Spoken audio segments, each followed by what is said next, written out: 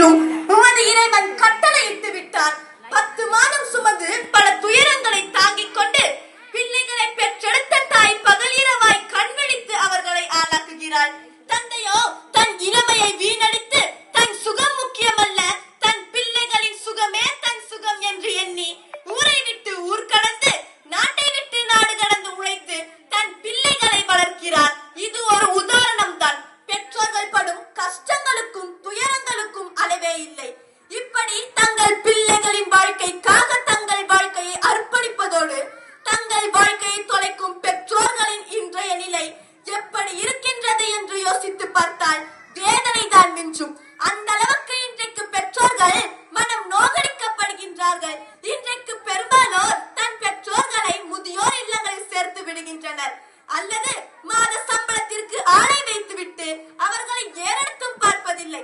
இன்னும் சிலர் மாதத்திற்கு 500 1000 கொடுத்து விட்டால் நம் கடமை முடிந்து விட்டது என்று எண்ணுகின்றனர்.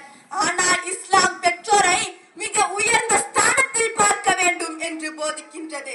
இன்றைக்கு தோன்றி இருக்கின்ற முதியோர் இல்லங்கள் இன்றைய பெற்றோர்களை அவல நிலையை நம் கண் முன்னால் கொண்டு வந்து நிறுத்துகின்றது. வயிற்றில் இடம் கொடுத்த அன்னைக்கு வீட்டில் இடம் இல்லை. இந்த காலகட்டத்தில் ஒரு முதியோர் இல்லத்தில் எழுதி போடப்பட்டிருந்த வாசகம் இது: உஷ், சப்தம் போடாதீர்கள், குஞ்சுகளால் மிதிக்கப்பட்ட கோழிகள் இங்கே இருக்கிறார்கள். இன்றைக்கு பெற்றோர்கள் படும்பாட்டை இதைவிட எவரும் தெளிவாக விவரிக்க முடியாது. நபி ஸல்லல்லாஹு அலைஹி வஸல்லம் அவர்களிடம் ஒரு இளம் தோழர் தன் தந்தை செலவுக்கு அதிக பணம் கேட்பதாக புகார் தெரிவிக்கிறார்.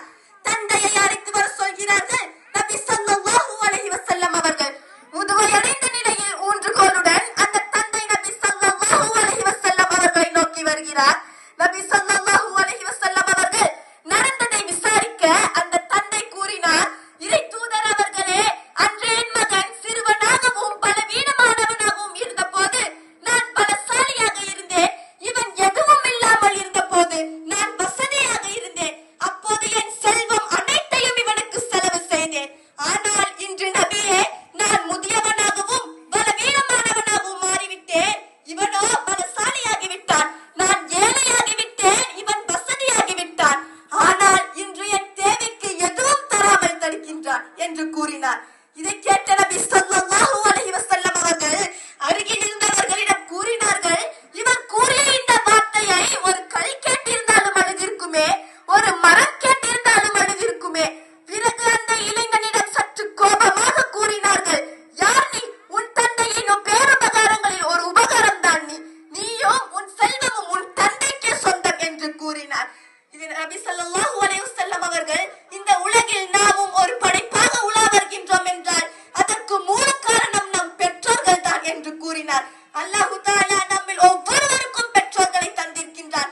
நம்மில் சிலரின் பெற்றோர் தற்போது வாழ்ந்து கொண்டிருக்கலாம், சிலரின் பெற்றோர் மரணம் அடைந்திருக்கலாம், இன்னும் சிலருக்கு தந்தை உயிருடன் இருந்து தாய் மரணித்திருக்கலாம், இன்னும் சிலருக்கு தாய் உயிருடன் இருந்து தந்தை மரணித்திருக்கலாம். இவை அனைத்தும் அல்லாஹ்வின் ஏற்பாடாகும். இறைவன் தந்த ஒரு அருள் தான் குடும்பம். அதை இழந்த பின் வருந்துவதில் பயனில்லை.